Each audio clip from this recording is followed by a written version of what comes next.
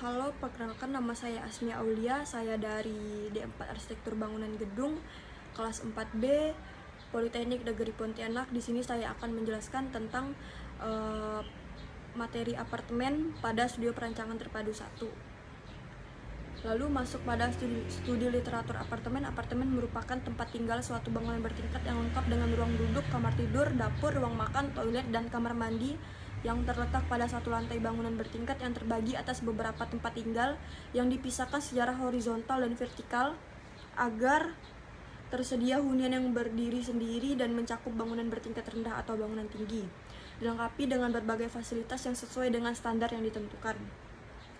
Lalu masuk pada klasifikasi apartemen. Apartemen berdasarkan golongan ekonomi penghuninya, yaitu apartemen golongan bawah, apartemen golongan menengah, dan apartemen golongan mewah. Di antara ketiga jenis apartemen ini terletak pada ukuran ruang pada tiap unit hunian serta fasilitas yang disediakan oleh apartemen tersebut. Apartemen berdasarkan ketinggian bangunan, ada 3 macam apartemen. Berdasarkan ketinggian bangunan, yaitu apartemen bertingkat rendah low rise, apartemen bertingkat sedang mid rise, apartemen bertingkat tinggi high rise. Lalu masuk pada klasifikasi apartemen. Tipe unit apartemen ditinjau dari jumlah ruang. Tipe studio dirancang untuk dihuni oleh 1 orang saja. Tipe keluarga mempunyai 1-4 kamar tidur. Tipe ini paling banyak ditemui karena dapat mengakomodasi sebuah keluarga. Lalu tipe penthouse, unit apartemen mewah dan super mewah yang terletak di lantai paling atas. Pada apartemen high rise pada umumnya terdiri dari 2-4 kamar tidur dan dapat berupa unit 1 atau 2 lantai.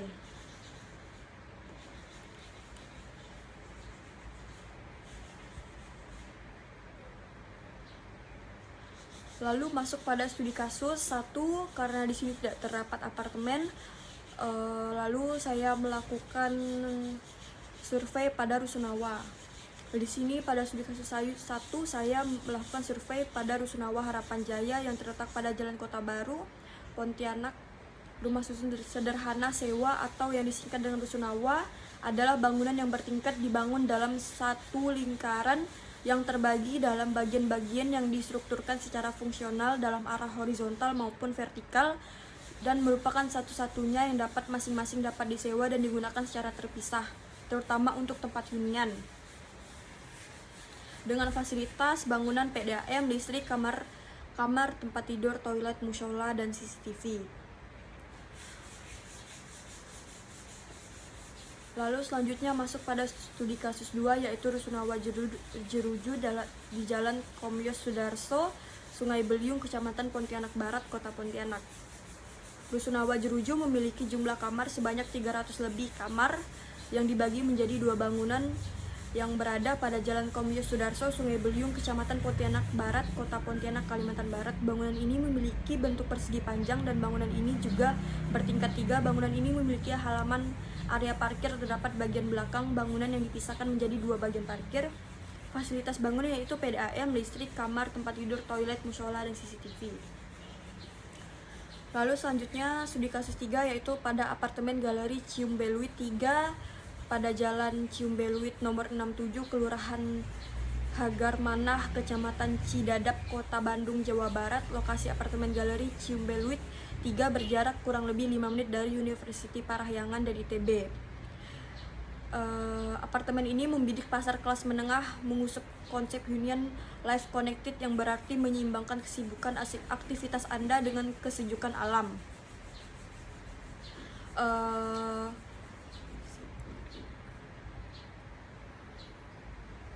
Pada fasilitas apartemen Galeri Ciumbeluit 3, yaitu terdapat arena bermain anak-anak, pusat kebugaran, keamanan 24 jam, taman umum, trek lari, dan kolam renang. Lalu selanjutnya di sini terdapat denah dan interior pada apartemen Galeri Ciumbeluit. Studi kasus 4, yaitu pada apartemen Wesling Kedoya yang terdapat di Jalan Raya Kedoya Garden Kavling 1, Kebonjeruk, Jakarta, dengan luas lahan 22.000 meter dengan jumlah lantai 21 lantai. Apartemen Wesling Kedoya dulunya bernama Apartemen Kedoya Garden atau Wesling Garden yang berlokasi dalam kawasan perumahan Kedoya Garden, Jakarta Barat, memiliki 2 menara berlantai masing-masing 20 jumlah 1 lantai dengan unit sebanyak 312 buah per tower. Lalu di sini terdapat beberapa denah dan tampak pada apartemen Wesling Kedoya dengan gaya tropis. Fasilitas pada apartemen Wesling Kedoya yaitu kolam renang, fitness, sauna, teknis court, function, minimarket, dan laundry. Lalu pada studi kasus 5 yaitu apartemen Mediterania Garden 1 dengan lokasi Tanjung Duren, Jakarta yang selesai dibangun pada tahun 2005 dengan luas lahan 29.315 meter persegi. Bangunan apartemen Mediterania terdiri dari 4 tower, yaitu 2 tower bentuk L, tower B dan C, 2 tower bentuk T, tower A dan D. Apartemen ini merupakan salah satu dari proyek awal Podomoro City yang berada di kawasan Superblok seluas 22 hektar. 25 hektar saat ini di sekitarnya sudah dibangun kompleks apartemen lainnya lengkap dengan pusat perbelanjaan mewah seperti mall dan apartemen. Lalu di sini terdapat denah bangunan dan denah kamar yang terdapat pada apartemen Mediterania. Untuk tower bentuk T, unit tiap lantai terdiri dari 20 unit tipe 2 kamar dan 4 unit tipe dari 1 kamar dan 3 unit tipe 3 kamar. Penthouse berada pada lantai paling atas. Bangunan hanya memanfaatkan 20% dari keseluruhan tapak.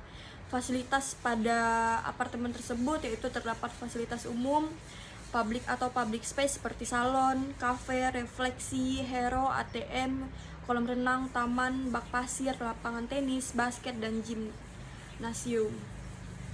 Lalu di sini terdapat studi banding pada ketiga studi kasus yang saya jelaskan tadi, yaitu terdapat denah, tampak, dan potongan. Lalu selanjutnya terdapat juga komposisi massa, material, proporsi, dan warna. Selanjutnya kita memasuki pada lokasi site alternatif 1 yang berada di Jalan Media, Kalimantan Barat dengan luas lahan 3.861,56 meter persegi.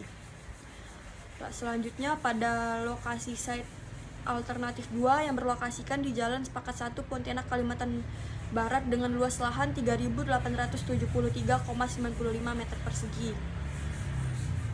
Lalu selanjutnya masuk pada lokasi site alternatif 3 yang berlokasikan di Jalan Padat Karya, Pontianak, Kalimantan Barat dengan luas lahan 3.818,07 meter persegi.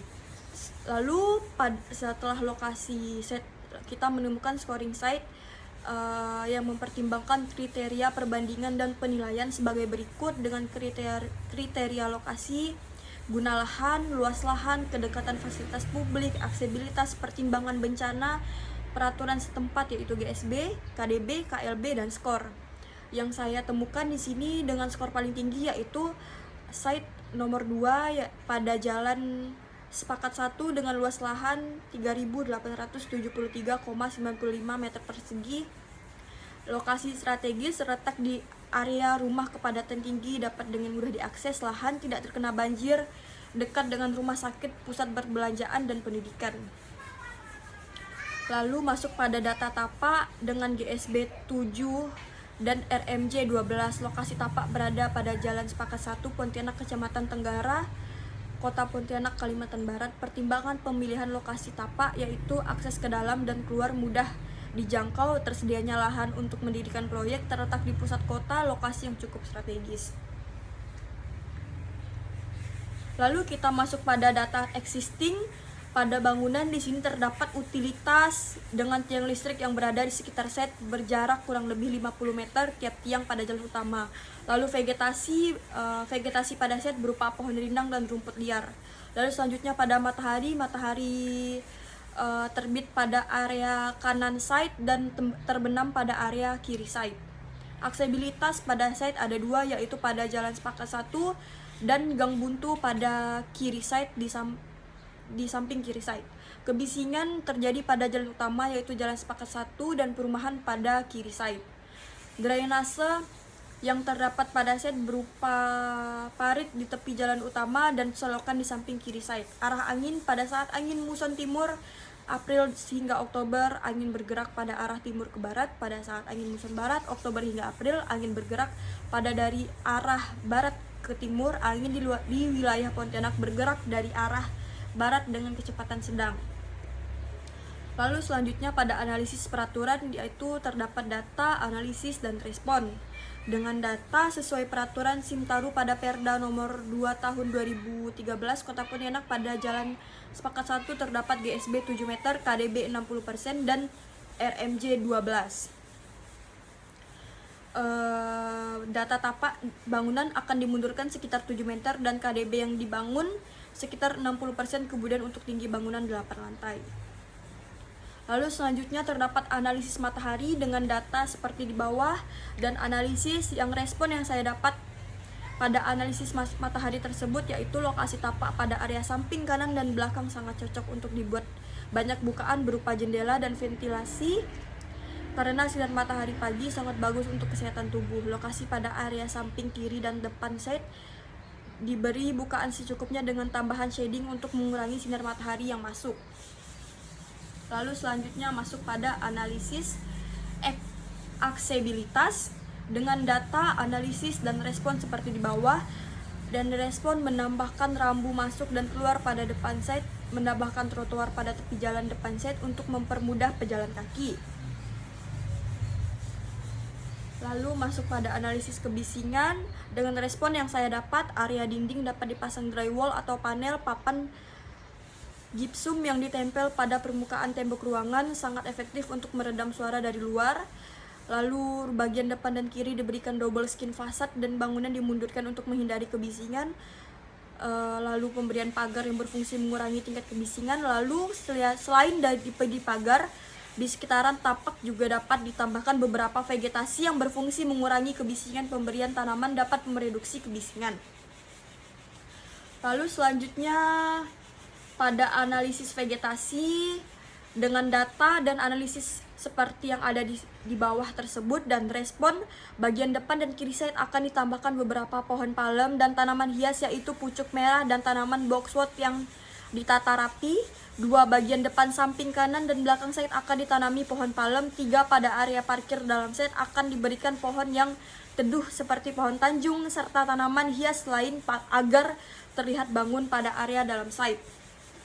Lalu selanjutnya masuk pada analisis drainase, yaitu terdapat data dan analisis seperti di bawah. Lalu respon yang akan saya berikan yaitu menambahkan saluran air di sekitar site agar air tidak menggenang saat hujan turun. Lalu selanjutnya pada analisis arah angin, data dan analisis seperti di bawah tersebut dengan respon yang akan saya terapkan yaitu menerapkan bukaan yang cukup sebagai penyaluran pertukaran udara berupa jendela dan berupa ventilasi. Lalu kesimpulan analisis tapak seperti yang saya sebutkan tadi akan saya rangkum pada analisis tapak tersebut, yaitu analisis tapak pada matahari, aksesibilitas, kebisingan, dan selanjutnya vegetasi, drainase, dan angin. Lalu selanjutnya masuk pada persyaratan ruang. Seperti di bawah ini terdapat persyaratan ruang pada ruang tidur, ruang tamu, ruang kerja, ruang makan, ruang bersama, dapur atau pantry, WC, balkon, ruang manajer, ruang bagian pemasaran, ruang bagian keuangan, ruang administrasi, ruang rapat, lobi, resepsionis, area tunggu, tempat penitipan, minimarket, toko ATK, ATM center, fitness center, ruang komunal, musola, ruang laundry, ruang ganti, ruang janitor, ruang cleaning service, toilet umum, kolam renang, taman bermain, parkiran area, dapur, kafe, food court, ruang ahu, ruang chiller, ruang genset, ruang panel, ruang mir, ruang pompa. Lalu di sini juga terdapat ruang CCTV, lift, tangga umum, dan tangga darurat. Selanjutnya kita masuk pada pola aktivitas. Di sini pada pola aktivitas ada pada satu slide. Lalu selanjutnya masuk pada kebutuhan ruang untuk pengguna, yaitu penghuni, staf olahraga, penghuni atau penghuni pengolahraga, staf restoran, pimpinan, sekretariat, staf administrasi, manajer, staf keuangan, staf kebersihan, staf keamanan, dan staf utilitas. Lalu di sini terdapat kesimpulan ruang pada ruang penghuni, area penerima, ruang penunjang, dan area servis. Selanjutnya masuk pada pertimbangan karakter pelaku aktivitas dan pola aktivitas. Lalu kita masuk pada besaran ruang pengelola, yaitu terdapat ruang manajer, ruang bagian pemasaran, ruang bagian keluarga, ruang bagian administrasi, lalu ruang rapat. Lalu masuk pada besaran ruang pelayanan, lobi, resepsionis, tempat penitipan, area tunggu. Lalu masuk pada besaran ruang penghuni, yaitu tipe studio dengan ruang tidur, ruang tamu, dapur atau pantry, kamar mandi atau WC. Lalu tipe 2 bedroom, kamar tidur 2, kamar tamu, ruang belajar atau kerja, ruang makan, dapur atau pantry, kamar mandi atau WC. Lalu masuk pada tipe 3 bedroom, kamar tidur 3, kamar tamu, ruang belajar atau kerja, ruang makan, dapur atau pantry, kamar mandi atau WC. Lalu di sini terdapat besaran ruang utilitas, terdapat ruang AHU, ruang chiller, ruang panel, ruang SAF. Juga terdapat ruang pompa, ruang CCTV, ruang teknisi mail, lift penumpang, lift barang, tangga darurat. Di sini terdapat besaran ruang pendukung, yaitu area parkir, minimarket, toko ATK, ATM center, area komunal, musola, fitness center, ruang laundry, ruang ganti, janitor, ruang cleaning service, toilet umum, kolam renang, taman bermain, dapur, dan kafe. Food court dengan total besaran ruang seperti di bawah. Lalu di sini terdapat besaran ruang pada basement dan lantai dasar. Lalu selanjutnya saya akan memberikan denah pada denah basement, denah lantai dasar. Lalu pada denah lantai 2, selanjutnya pada denah lantai 3, 4, 5, 6, dan 7 denahnya sama dengan besaran ruang pada kamar dan WC, toilet, serta lift dan lain-lainnya itu sama. Lalu selanjutnya masuk pada denah lantai 8 dengan denah yang berbeda, yaitu terdapat tanaman atau taman pada denah lantai 8. Lalu selanjutnya saya akan memberikan animasi pada bangunan saya.